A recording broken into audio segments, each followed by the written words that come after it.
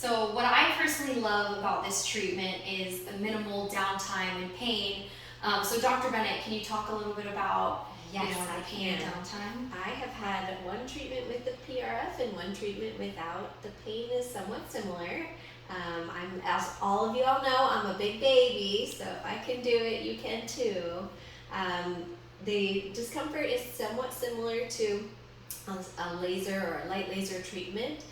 We do some topical numbing ahead of time.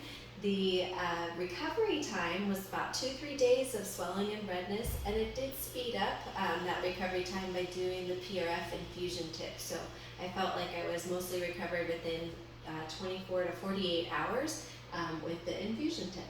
Awesome.